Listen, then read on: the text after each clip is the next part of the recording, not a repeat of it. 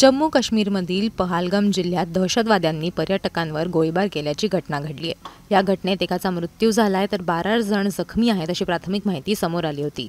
जखमी झालेल्या पर्यटकांमध्ये पुण्यातील कुटुंबाचा समावेश असल्याचीही माहिती समोर आली आहे। दहशतवादी हल्ल्यात आतापर्यंत 1 जणाचा मृत्यू झाला असला तरी मृत्यूंचा आकडा वाढण्याची शक्यता आहे।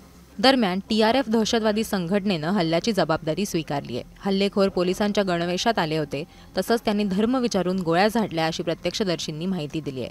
याबाबतच सुप्रिया सुळे यांनी एक ट्विट केलंय। सुप्रिया सुळे यांनी ओमार अब्दुल्ला यांना तात्काळ पुण्यातले जे पर्यटक जखमी झाले आहेत त्यांना मदत द्यावी अशी मागणी केली आहे आणि विनंती सुद्धा केली आहे। या हल्ल्यामध्ये जे लोक जखमी झालेले होते त्यांची नावं सुद्धा त्यांनी त्यांच्या या ट्विटमध्ये लिहिली आहेत। आसावरी जगदाळे, प्रगती जगदाळे, संतोष जगदाळे, त्याचबरोबर कौस्तुभ गानबोटे आणि संगीता गानबोटे हे पुण्याचे पर्यटक काश्मीरमध्ये होते आणि त्यांच्यावरती गोळीबार करण्यात आला अशी माहिती सुप्रिया सुळे यांनी त्यांच्या ट्विटमध्ये लिहिली आहे। या कुटुंबांना लवकरात लवकर मदत मिळावी अशी विनंती सुप्रिया सुळे यांनी त्यांच्या ट्विटमध्ये केली आहे।